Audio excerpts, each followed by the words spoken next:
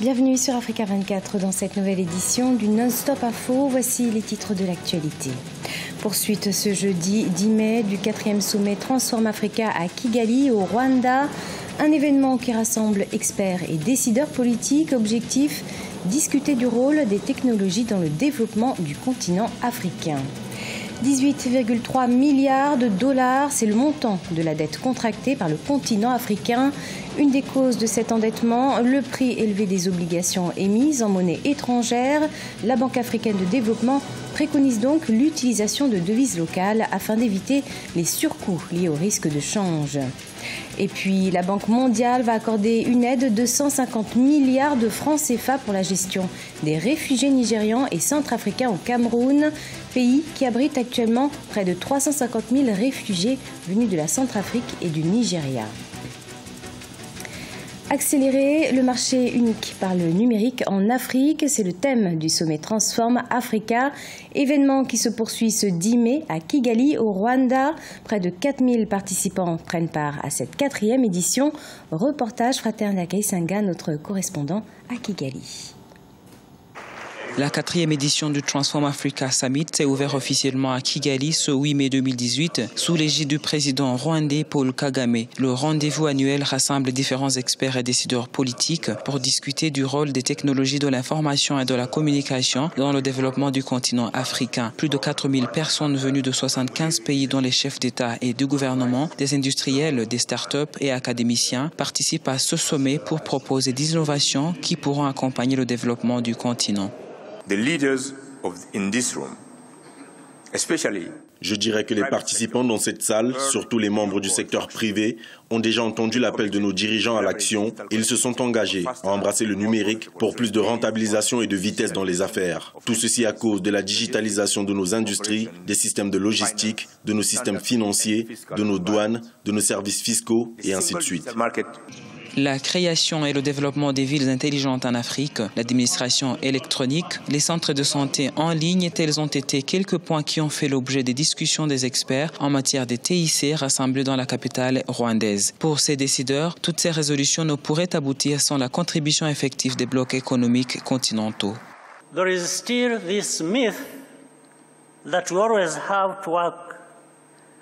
Il y a toujours eu un mythe selon lequel l'Afrique ne peut financer ses grands projets sans aller commander à l'étranger. Je pense tout simplement que ceci est archi faux si on considère les milliards de dollars que l'Afrique perd chaque année à travers les taxes non recueillies en envoyant nos biens à l'étranger. Tout cela pour vous montrer qu'on est riche mais qu'on abuse de nos ressources et qu'il faut tout faire pour revenir à l'essentiel qu'est le développement de notre continent. Et l'une des discussions les plus attendues par les participants portait sur la possibilité de création et d'utilisation de la crypto-monnaie unique en Afrique. Le sommet va s'achever par la signature de plus de 10 accords de partenariat entre les gouvernements africains et différentes sociétés participantes. Au Cameroun, les autorités poursuivent la lutte contre le chômage des jeunes et ce, à travers le plan spécial triennal jeunes initié par le président Paul Biya. Objectif, réduire le chômage en créant plus d'emplois pour les jeunes. 2 millions de personnes sont concernées par cette initiative. Un véritable défi pour le gouvernement Radidiatou Padaoué. Formation et emploi des jeunes, deux réalités en parfaite inadéquation au Cameroun. Des réalités qui mettent en évidence l'épineux problème du chômage en milieu jeune. D'après les données du ministère camerounais de la jeunesse, plus de 2 millions de Camerounais, dont l'âge varie entre 15 et 35 ans, sont à la quête d'un emploi. Pour une meilleure insertion socio-professionnelle des jeunes Camerounais, plusieurs programmes ont été mis sur pied par les autorités. Il s'agit entre autres du PAGER-U, du PIFMAS, du PIACI et du Paris Jeudi. Les stratégies d'emploi du gouvernement ont pris une nouvelle orientation en 2016 avec l'annonce par le chef de l'État Paul Biya d'un plan triennal spécial jeune. Le chef de l'État, en prescrivant ce plan triennal spécial jeune, avait également circonscrit les domaines prioritaires d'insertion des jeunes. C'était l'agriculture, l'économie numérique, l'industrie et l'innovation technologique. C'est d'ailleurs ces 4 domaines que nous avons traduits en 17 filières d'insertion des jeunes. Le plan triennal spécial jeunes bénéficie d'un financement de 102 milliards de francs CFA. En janvier dernier, le ministère de la Jeunesse recensait 160 000 jeunes inscrits. À ce jour, plus d'une cinquantaine de jeunes à travers les 10 régions du pays ont reçu des chèques et matériels pour la mise en œuvre de leurs projets. En dépit de ces avancées, les avis des jeunes divergent sur l'efficacité de ce projet gouvernemental. Comme le chef de l'État l'a souvent dit, le chômage jeune, il le reconnaît déjà, il l'a souvent nommé cancer social. Il sait déjà que c'est l'une des préoccupations du gouvernement. Maintenant, avec déjà plus de 2 millions de jeunes qui sont à la recherche de l'emploi, on sait déjà que ce n'est pas quelque chose de facile. Un jeune, d'abord, veut être bien formé et un jeune veut avoir un bon boulot. C'est ça les principaux défis des jeunes actuels. Maintenant, est-ce que les réponses sont en adéquation? C'est là la véritable problématique, c'est là la véritable question. 403 390 emplois formels ont été créés en 2016 et ce nombre a été reconduit en 2017. Le plan triennal spécial jeunes qui est en cours d'exécution permettra à 1,5 million de jeunes, soit 500 000 chaque année, d'avoir un emploi formel. Les pays africains ont émis 18,3 milliards de dollars de dettes libellées en 2017. Dernier pays à avoir recours aux obligations, l'Angola qui a levé 1,25 milliard de dollars en euros obligations. Une dette qui encourt jusqu'en 2048. Et pour éviter les surcoûts liés au risque de change, la Banque africaine de développement recommande le retour aux marchés locaux ou encore des émissions obligataires en monnaie locale. Les précisions, Victoria Sedji. Les obligations émises en monnaie étrangère coûtent cher au continent africain. En 2017, les pays africains ont émis 18,3 milliards de dollars de dettes libellées en euros et en dollars, selon la BAD, Banque africaine de développement, qui déclare que c'est un chiffre record inquiétant et un risque de surendettement pour les économies africaines en voie de développement. La BAD pointe du doigt les taux d'intérêt élevés qui rendent les obligations africaines attrayantes pour les investisseurs, mais creusent la dette de ces pays qui empruntent sur le marché financier. Entre 2010 et 2017, la dette en monnaie étrangère a grimpé de 40% selon le FMI, Fonds monétaire international. Si vous avez un faible taux de change, cela signifie que vous allez utiliser une grande partie de votre argent pour rembourser votre dette. Au cours des 6 dernières années, le taux d'endettement public moyen du continent a augmenté de près de 20% pour atteindre 53% de son produit intérieur brut. Même si la Banque africaine de développement estime que la dette publique en Afrique reste loin du niveau critique, elle appelle les gouvernements africains à privilégier l'émission d'obligations en monnaie locale.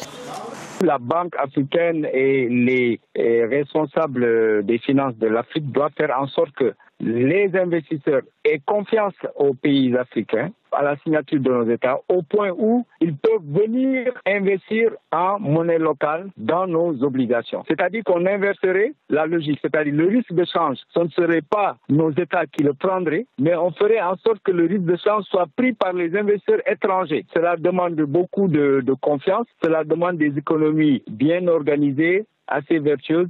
À la fin 2017, 6 pays africains ont été jugés en situation de surendettement.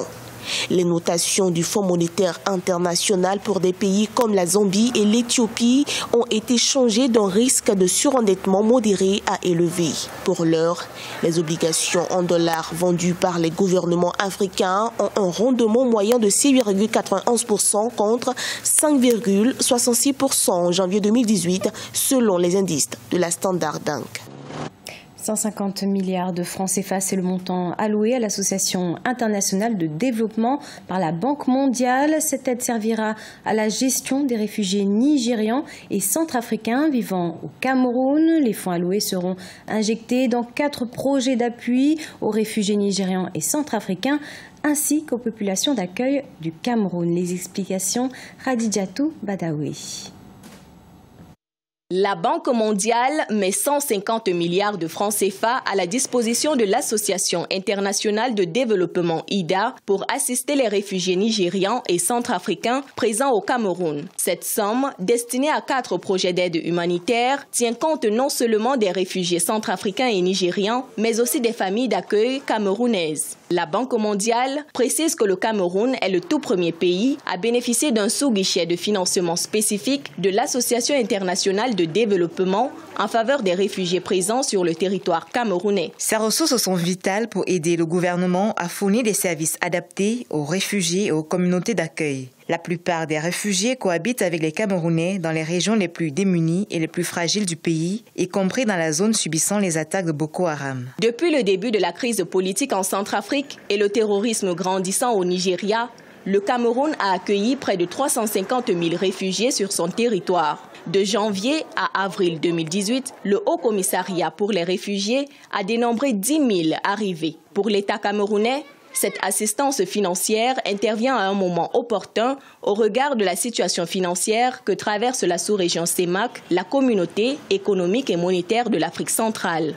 L'afflux de population fuyant les conflits met une telle pression sur les structures administratives, politiques d'accueil qui est telle qu'on a besoin du concours des organisations multilatérales telles que la Banque mondiale pour faire face à cette nouvelle donne. Et je pense que le soutien de la Banque mondiale dans ce contexte-là est vraiment salutaire, non seulement pour l'État du Cameroun, mais aussi il constitue un élément de réponse tel que le recommandait la résolution 2349 qui avait été adoptée en 2017 concernant la situation dans le bassin du lac Tchad. Le Cameroun est aujourd'hui la terre d'accueil par excellence des réfugiés en Afrique centrale. En étroite collaboration avec les partenaires humanitaires internationaux, le gouvernement camerounais assure la sécurité et fournit l'aide alimentaire aux réfugiés nigérians et centrafricains.